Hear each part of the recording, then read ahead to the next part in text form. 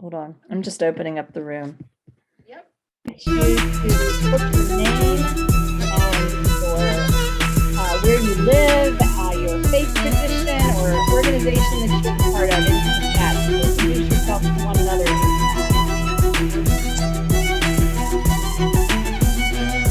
Welcome, everyone. Good to see you.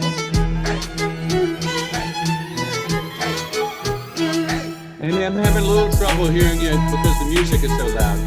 Okay. Still loud. Abby, can you turn it down a little more, maybe? I'm working on it. Okay, thanks.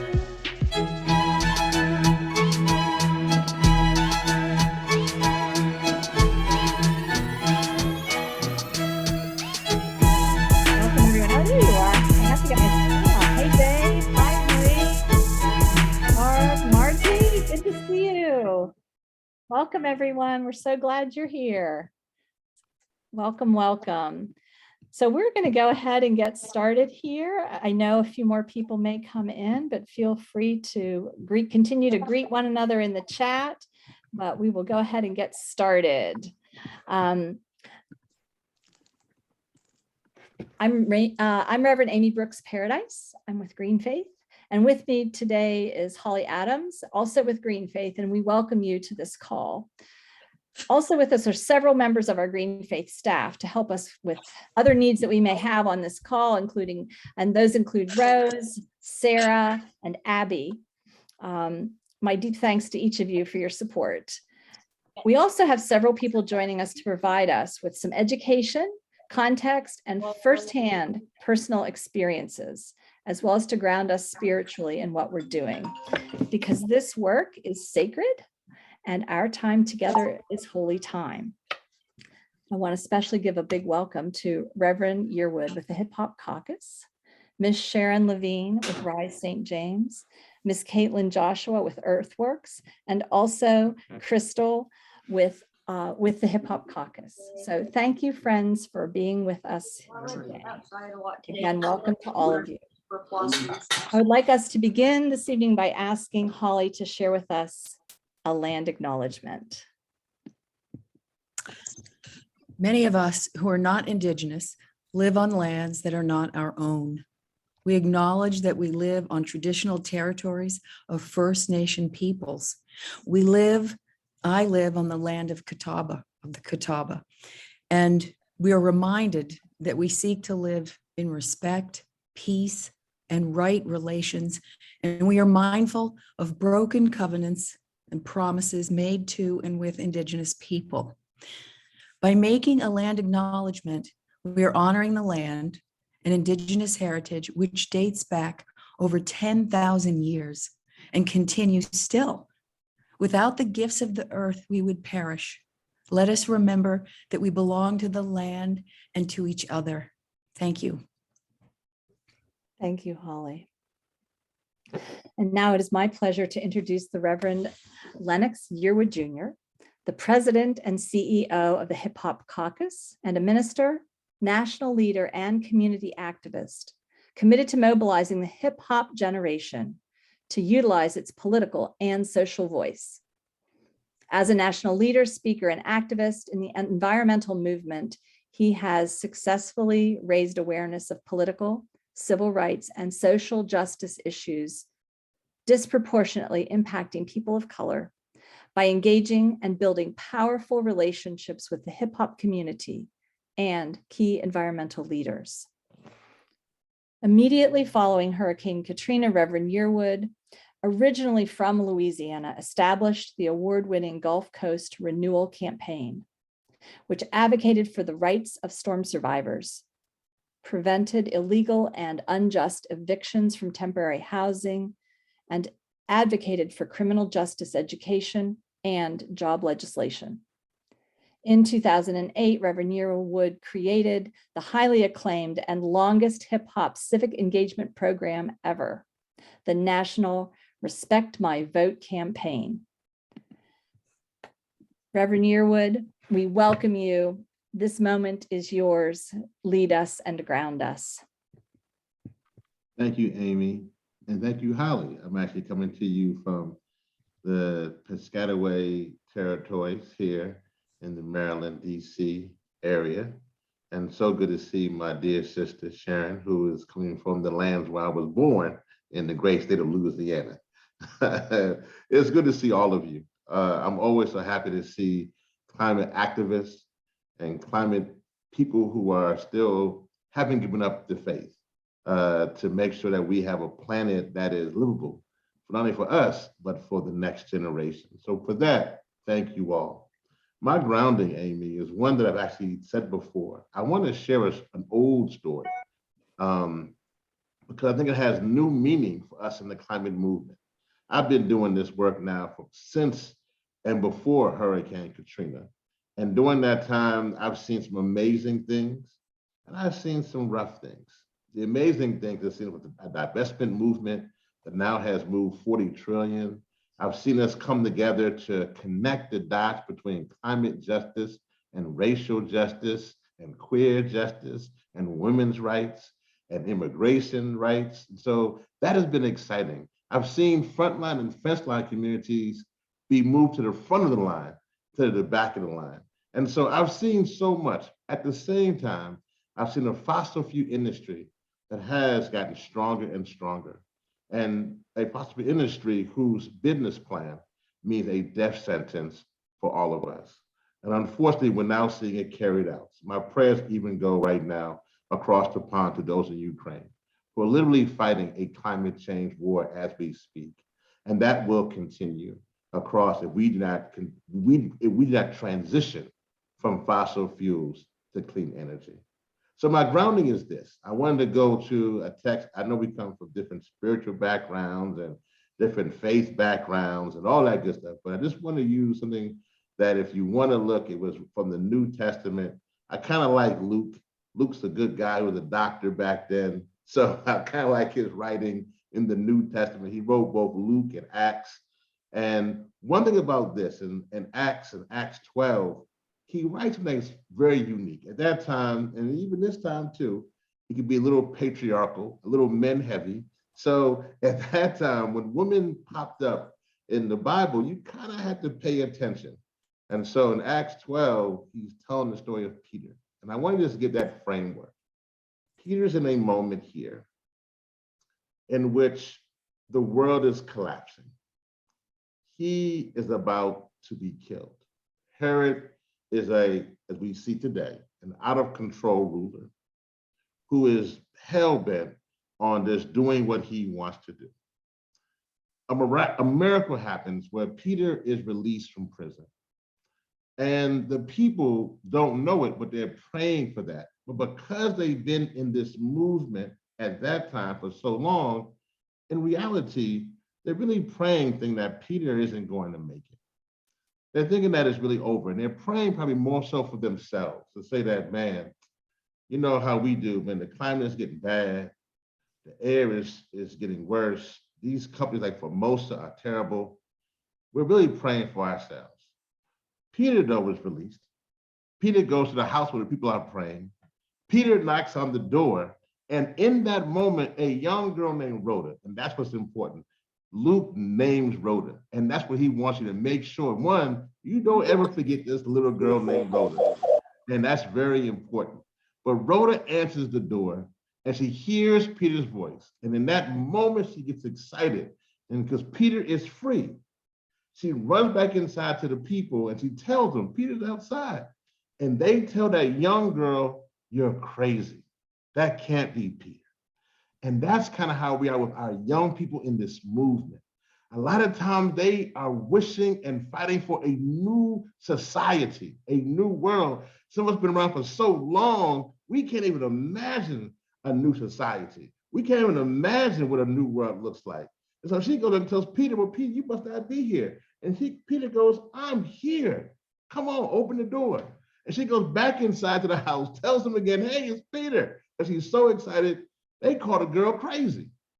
Finally, they go to the door and let Peter in. And they find that it is a miracle. Peter is there. So tonight, as you listen to Sharon and many others on this call, who will you be? Will you be like those inside the meeting who've been at all the meetings over and over and over again, listening to the same thing? Or will you be like Rhoda, listening for a new message that we can convince these banks or stop these banks from contributing to fossil fuel, literally our destiny? Will we find a new music like Rhoda was singing that Peter's outside, that we can stop Formosa? We can do it. We can stop petrochemicals. We can stop this fossil fuel industry. We can stop this genocide of us being on fossil fuels and not on clean energy. We can convince even the Biden administration to do more. And we can convince those who are not our allies to be our friends. We can have a Rhoda spirit tonight. So tonight, let's have a Rhoda spirit, y'all. That's the moment we're in. And I believe that we can do it. Let that be our message tonight. We hear Sharon and many others, that we have a new movement, a new idea, and a new spirit. Let's fight on. The world is counting on us. We need to win. Failure is not an option. All power to the people. Amen. Amen, Rev. Thank you so much for those inspiring words.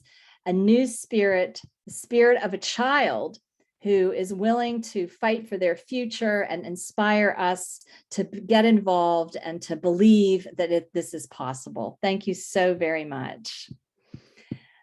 So friends, we're going to take a minute to introduce what we're going to do tonight. So Rose, if you want to share that slide, and Holly, you take us through.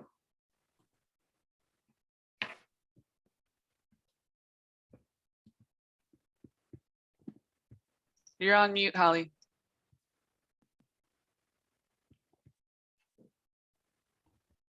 Thank you. I was being so good muting myself during the rev and forgot. So good things afoot here tonight. We're going to learn about what is happening with Rise St. James and the Sunshine Project.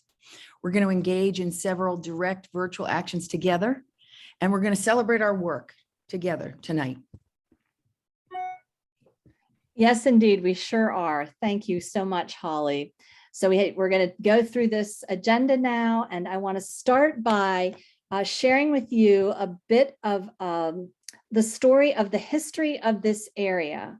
We are going to see a video, and that video has the voice of a woman, and that woman is Sharon LaVigne, and you will be hearing from her directly in a few minutes. But this is a great video that's been put out, and we thought it'd be a nice way to hear this story. So I'm going to get this started, and I'm going to share my screen with you. Let's see if I can do all of these tricky and amazing things. Give me just a moment, and I will get this started. I'll share screen. Here we go. I want to share sound too. Yeah, let's do that. All right. Now you can see my pretty screen. Here is the video. And we're going to get it going. All right, let me start it back at the beginning. What would you do if you didn't have air to breathe? First time I went to the Mississippi River, I was 6. All I could feel was the fresh air flowing through these giant grasses filled with blackberry vines and white spider lilies. We had everything that you could imagine. We grew fruit and vegetables. Daddy grew and sold sugarcane. We had chickens, we had eggs, we had cows that gave us milk. In 1968, the first chemical plant arrived. My daddy and everyone else welcomed it. They were told the plants would bring jobs and prosperity. It was followed by another chemical factory, then another. They began arriving in a steady stream. As the years went on, I began to notice that my neighbors and members of my community were getting sick and dying of cancer, and the air smelled like chlorine. I started to connect these dots. The plants had been poisoning us for years, and there was little sign of that economic promise. Our home came to be known throughout the country as Cancer Alley. And in 2018, I realized that this was about to get worse. What would I do if I didn't have air to breathe? I was looking for signs. Should I leave or stay and fight? I cried and I prayed. I asked God, should I give up the land and the home you gave me? He said no. I asked, what do you want me to do? He said, I want you to fight. I called my neighbors to a meeting at my house. We are going to fight Formosa plastics until we don't have a single breath left. We organized our neighbors, telling them about the chemicals Formosa would emit. We marched for a whole day from New Orleans to Baton Rouge. We walked, we danced, we lit candles to pay respect to the people who died of cancer. And we drew national attention to our cause. Local and federal politicians joined our fight, building pressure to halt the construction. We will keep Formosa from coming. The strength of our community, that turned out to be the breath that keeps us alive. We'll keep going, and one day we will have clean air to breathe again.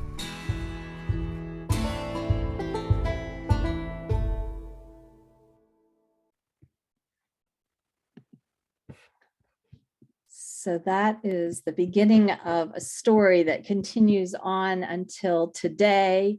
And so now I would like to turn this the mic, so to speak, over to Caitlin Joshua to introduce our next speaker.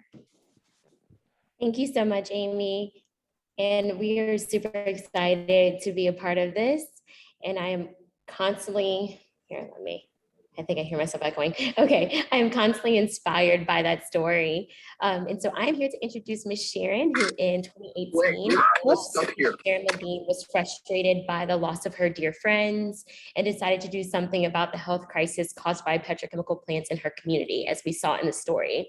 At that time, a whopping 12 petrochemical plants occupied the land of St. James within a 10-mile radius. Through grassroots organizing, Ms. Sharon assembled a strong team in the fall of 2018 that we now know as Rise St. James, and they have successfully fought the construction of the Sunshine Project in St. James Parish. Sharon constantly gives glory to God and considers her strong faith as the reason why her fight is so unique. Here to tell her story herself is Ms. Sharon LaVigne, founder and director of Rise St. James.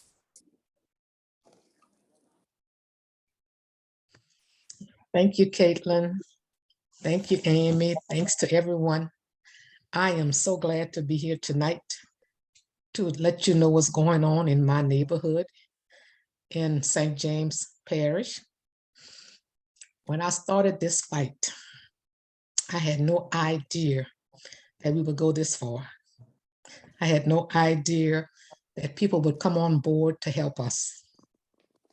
As we started, people from different communities joined force with us to help us. Before that happened, I was told it was a done deal.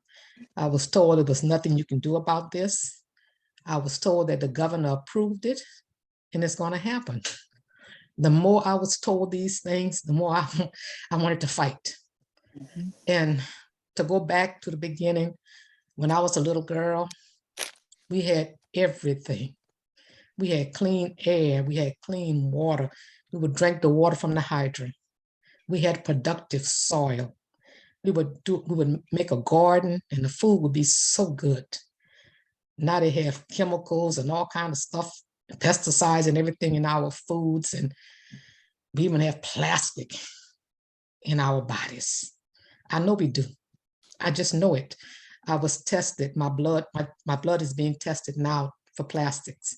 I hope I don't have plastic in my blood, but I just feel like I do. If I have lead and aluminum in it, I must have plastic too. And our air was clean. We were never, ever sick. We went to the doctor for our immunization shots, and that was it. We didn't go to the doctor for sickness. Whenever we had a cold, my daddy gave us castor once a year. And I mean, that works. That's better than going to the doctor. And if we said we were sick, he would tell us we are going to the doctor. So we never was sick. You know, like some children would play hooky and say they're sick, and the mama would let them stay home. My daddy would never, ever let us stay home. And we never asked to stay home. We went to school every day. And my dad would get up in the morning and make those homemade biscuits, fresh cow milk, the fig, the preserve, because we had a lot of fig trees. We'd pick the figs and my mama would can those figs for the winter. Sometimes our neighbors would come over and eat breakfast with us. We had everything. We had pecan trees. We had beautiful land and green grass, fresh air. You can get up in the morning and breathe that fresh air. It was so wonderful. And I think now we all polluted now. When the first plant came in, my daddy, everybody was happy. I was like in the 8th or 9th grade, and I saw the plant coming in. And as the years went on, more and more came in. And all of these years, people started to die, and it started to die so rapid. And I wondered, why were people dying? Why were people getting sick? When my daddy killed hogs, we didn't have any high blood pressure. We didn't have diabetes. We didn't have anything because he raised the hogs himself. We have fresh cow milk. And so now it's so different now. We can't even have a fruit tree that would bear fruit anymore. And we used to have fig trees galore, pecan trees. I have a tree now and it's in my front yard, but the pecans are hollow. We don't have that anymore. We have sickness, a lot of sicknesses and a lot of deaths in St. James.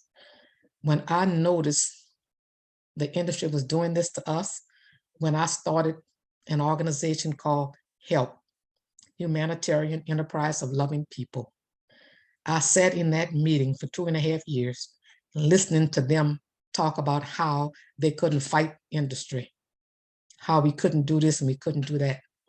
And it angered me. It angered some of our members. And then when I went to God and I prayed, I was tired of hearing what couldn't be.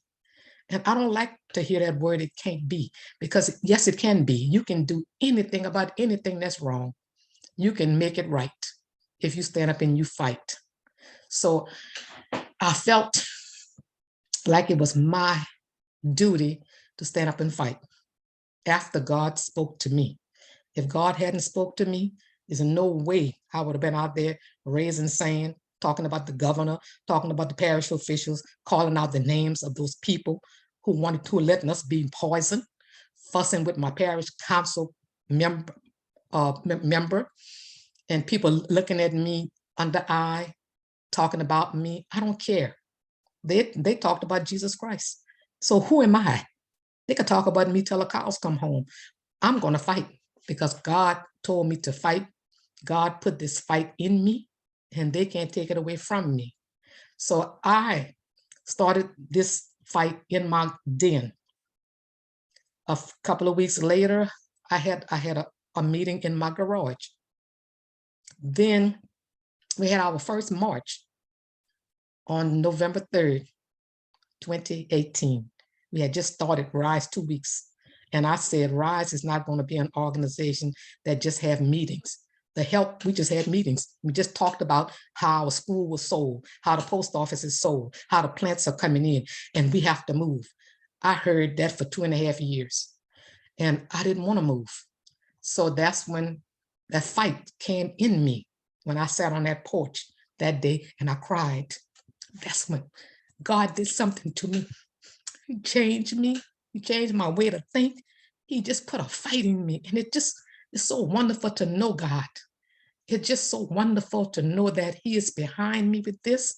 I'm not afraid of anyone. I'm not afraid of Formosa, South Louisiana methanol, not one. I'm not afraid of the governor because he don't care about us. He wanted the plant to come in St. James. Why not put it in his hometown? We marched to the Capitol. He wouldn't even come out to speak with us. He went out the back door, I was told. They duck and dodge us. They don't even want to talk to us. The parish council members, when I walk into the meetings, they just stare at me. I guess they're wondering if I have something to say, and I do. So it's hard fighting this and your parish officials are against you. But just like I said, when God is on your side, I don't care who is against me. So we had our first march on November the 3rd, 2018. That was quick after I spoke to God. God has been moving this organization in a mighty way because God knows this is not me. So I went to the sheriff department to ask him if we could march on Highway 18, 1 mile from where Formosa planned to build.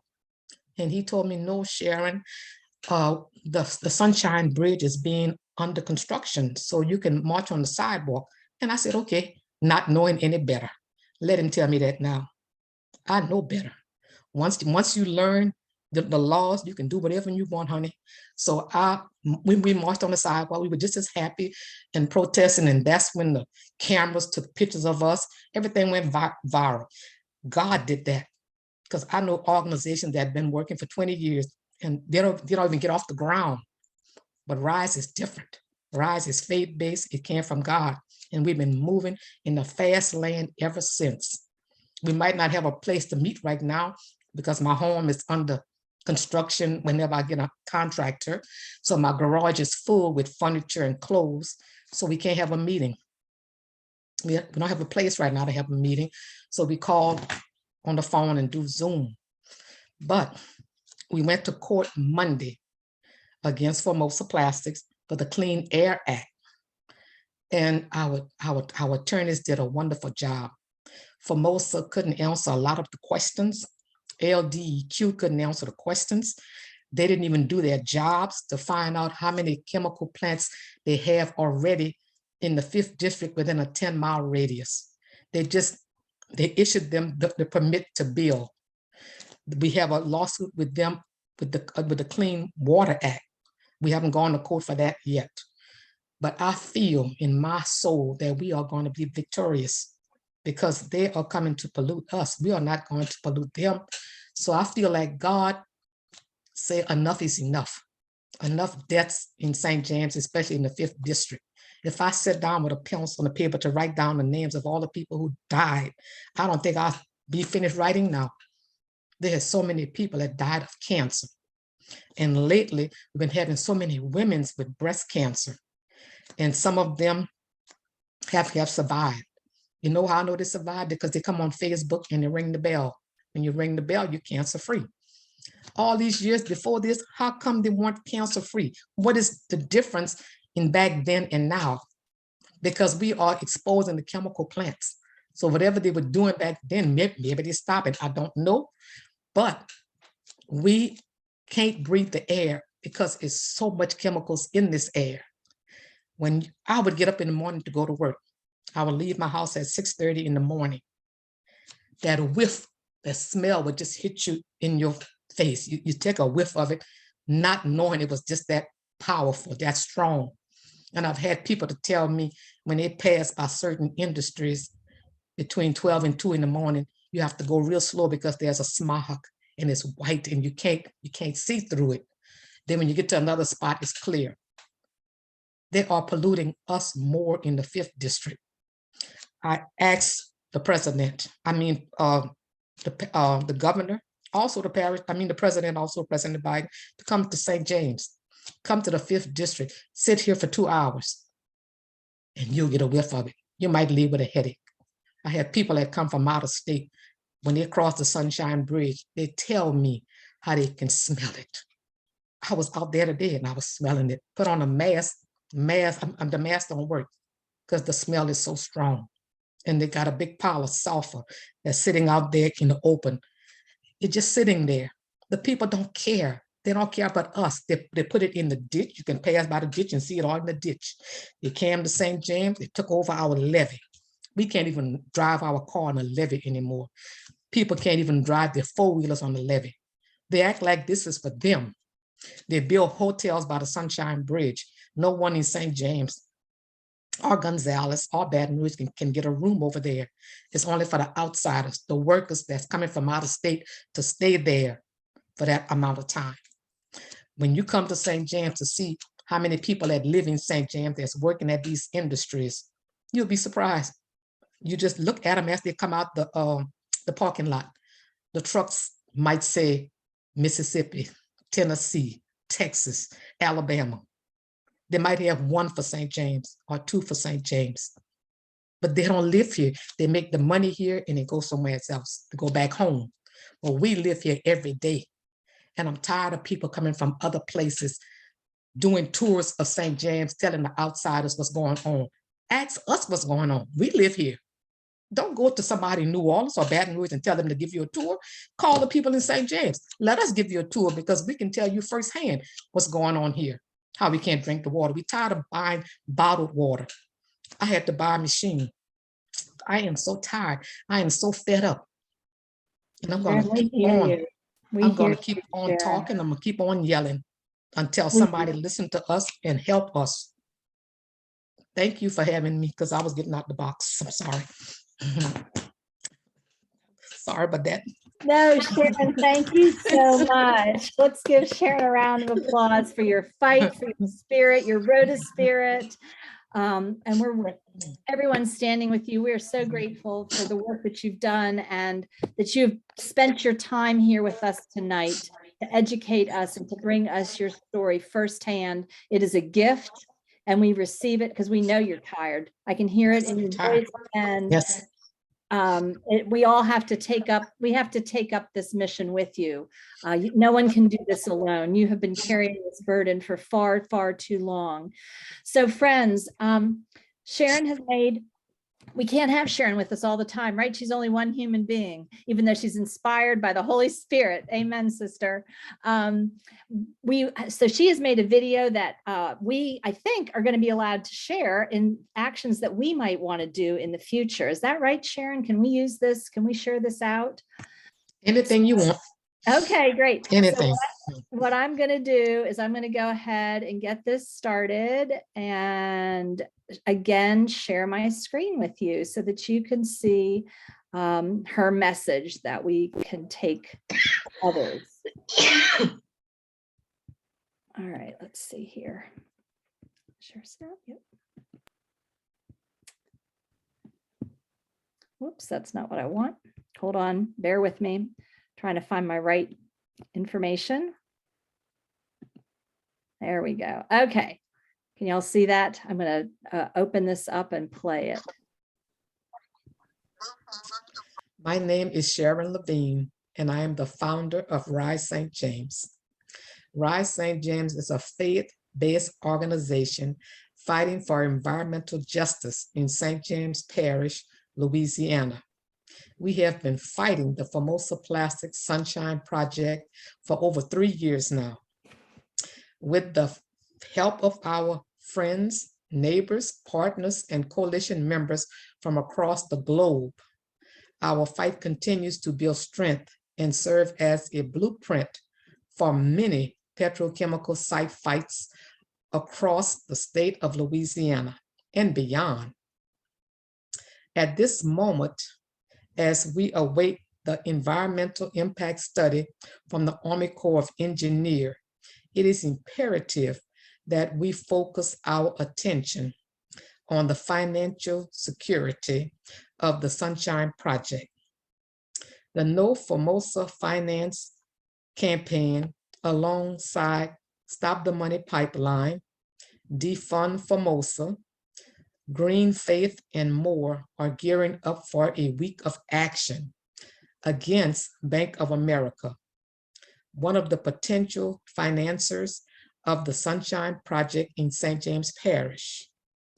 We will take part in direct actions, virtual webinars, and a petition delivery.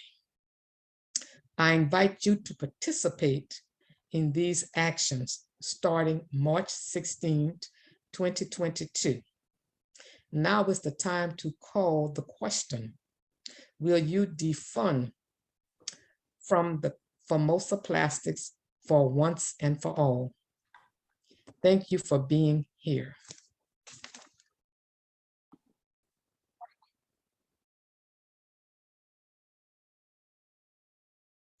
Amy, you're muted.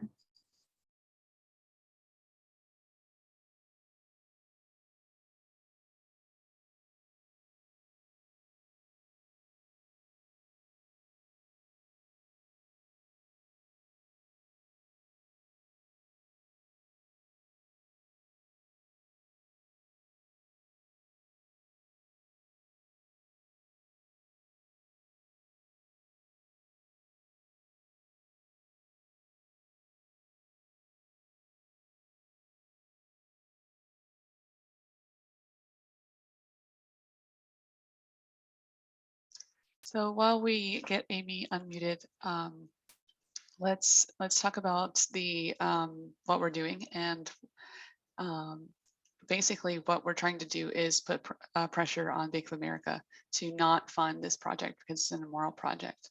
Our financial systems, which asset managers, public and private banks, insurance companies, continue to funnel trillions of dollars of investment capital, loans, and insurance coverage into the fossil fuel industry, industrial agriculture, and other extractive firms responsible for the destruction of the planet's climate.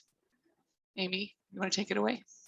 Yes, thank you so much. I'm sorry about that little glitch. I actually restarted Sharon's video and I couldn't get it turned off. Where did you leave off? We're at point number 1 of how, and at the same time, these institutions routinely greenwash. Great, Yeah. thank you. So just picking up from where Rose was, we wanted to give you a little background. So these institutions routinely greenwash through public relation ads campaigns, touting their supposed climate leadership, while failing to take the steps necessary to end the problem or to fund the solution. As you know, we are bound together across religions by our belief that the natural world is a sacred trust that we must cherish and protect. We know that money and material wealth must be used to promote the shared welfare of all. Those responsible for managing financial assets are morally bound to take right action, to act ethically, and to respect these universal moral values. Since 2015, 6 US banks have loaned nearly $50 billion to the 100 corporations most aggressively expanding fossil fuel operations. And Bank of America, for those of us in Charlotte, where the headquarters are, is one of these banks. Because Bank of America is a big funder for Formosa Plastics, the petition asks Bank of America to publicly denounce environmental racism and the Sunshine Project, as well as making a commitment to not directly or indirectly finance this or related other projects, and to cease any financial relationship with Formosa Plastics and its affiliates. Holly and I and Crystal and some of the other people on this call, we live in Charlotte, North Carolina, and we think it's very important to join this work because Bank of America, as I said, has its headquarters here. And so we are working with our GreenFaith Charlotte Circle to get faith communities involved here. And you can be helping to turn out this moral, spiritual, and faith voice wherever you are. Over to you, Holly.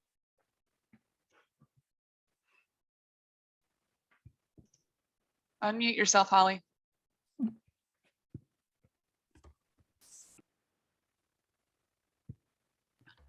Okay, thank you. So we're going to take a few minutes here to think about how this situation that we've been hearing about tonight, Formosa and Bank of America, and its impact on St. James Parish, and how does this relate to you? Why does it matter? What is it? What is your part in this? Where can you make an impact?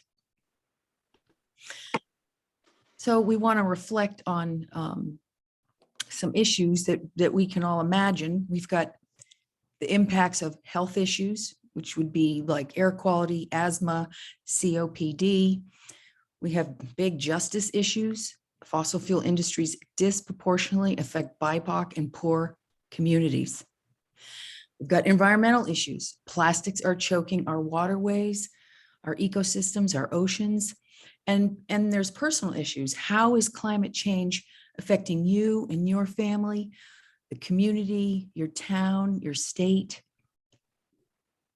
So let's just pause on that for a moment.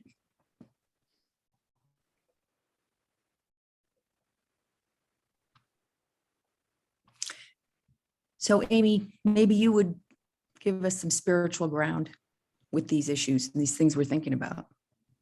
Great, thank you so much. Am I off mute? Yes, good, thank you.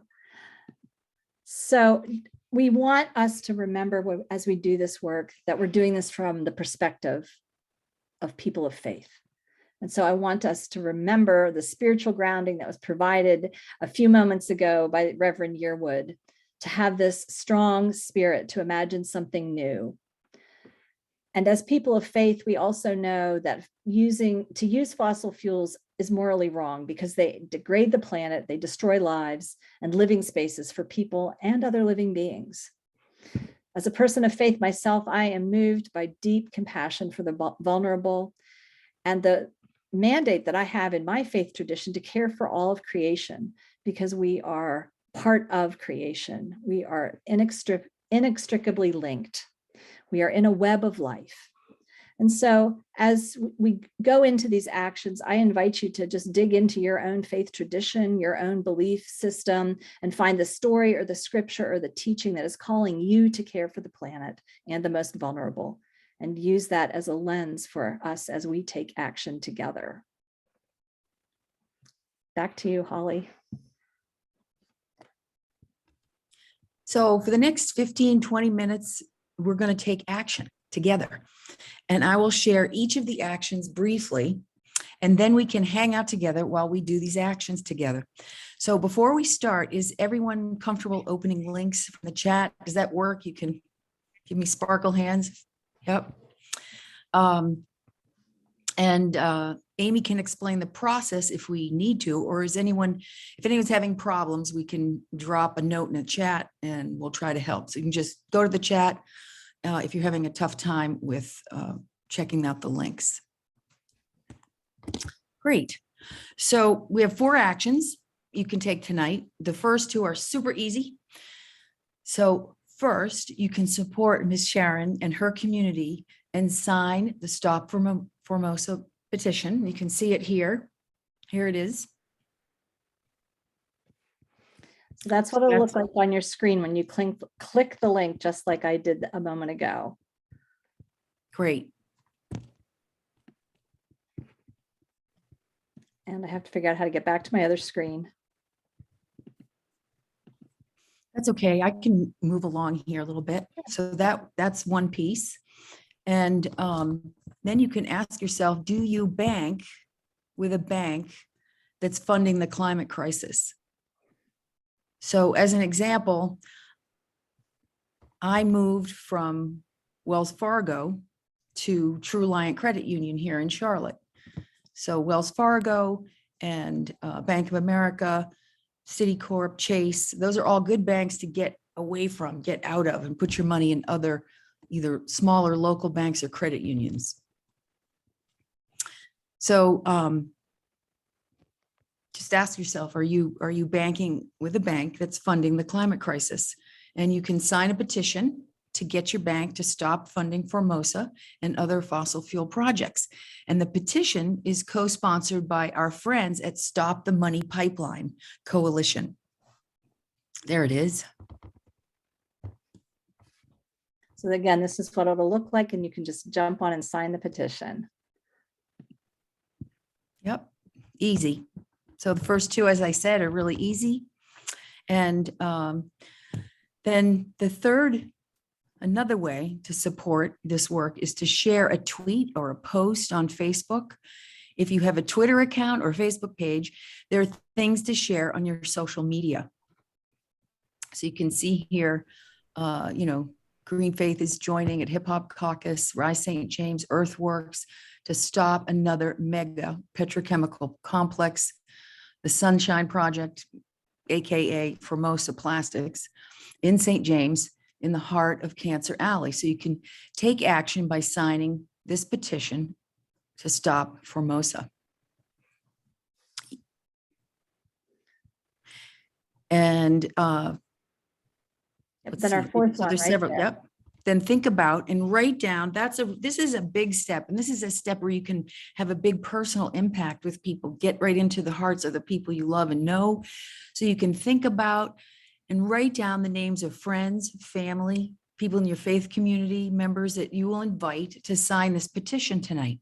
And here's the letter template that you can send to your friends and family right here.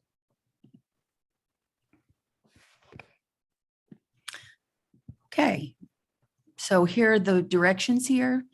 The letter template, you can just copy and paste. Think of the 5 to 10 people you want to share this letter with. You can make the letter your own, add a little story, some scripture, some perspective, and hit send. So here are your friends, members of your congregation, and here's this letter. Can you, okay. Thank you so much, Holly. So what we're going to do now is put these different actions that we've just run through here into the chat. I'm going to invite Rose to drop them in individually, 1, 2, 3, and 4. And Abby is going to share some music to help us get our groove on here while we do this. And we're going to take the next 10 or 15 minutes. I guess maybe it's closer to 10, and go ahead and sign these petitions. If you have a Facebook account or a Twitter account, you can pick one of these things, one of these under number 3 that will be made available to you in the chat, and post it directly. And then you can download the template and go ahead and start writing your letter. And Rose, I see you have your hand up. Hey everybody, just wanted to let you know that I've posted all of the actions into the chat. However, if you clicked on the chat, you'll notice it's a small window, but I wanted to let you know that if you hover on the border of the chat window, you can enlarge it to be big enough for you to see everything that I put there, and to be able to click on the links and copy and paste the posts that are there. So feel free to make that chat button or the chat box really big so you can see all the things we've put there. So friends, is this clear? Do you understand what we're asking you to do? We're here to support Sharon. We're here to support Rise St. James. We're here to tell Bank of America that they cannot be funding this. And so we are going to put our hearts into this and write our names, add our names to the petitions, and share it with the world. And so if you have a question, put it in the chat, and we will try to reach out to you individually and help you with any question you may have. And Abby, if you want to give us a little background music, maybe not, maybe just, we can still talk to each other if we need to, but something to just give us a little lift, a spiritual lift as we do this together.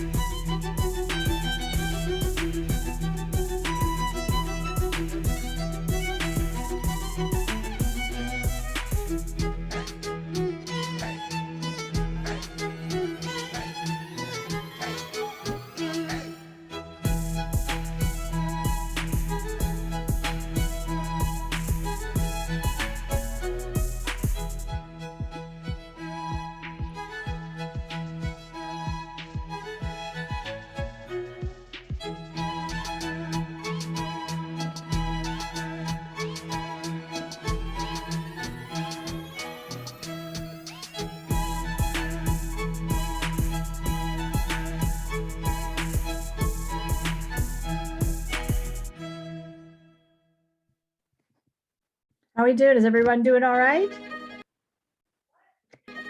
Keep going. Thumbs up. Keep going. Great.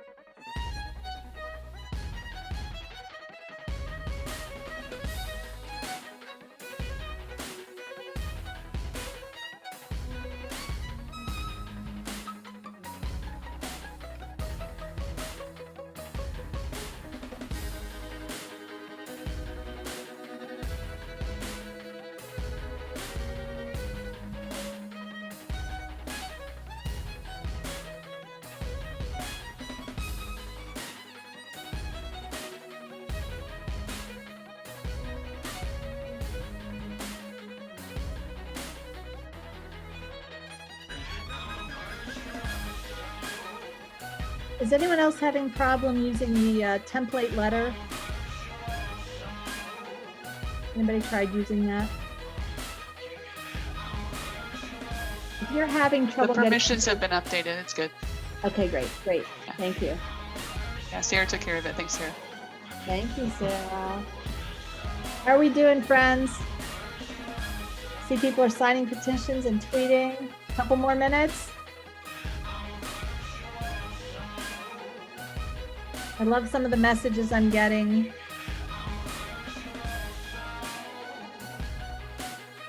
And people are going to leave at the top of the hour, so they're copying and pasting everything into their computer.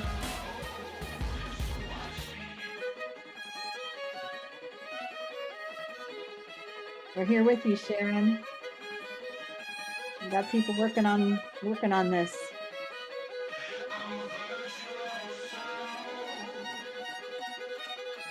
Thank you, Reverend Barber. Thank you, William Barber, for the blessings of your father.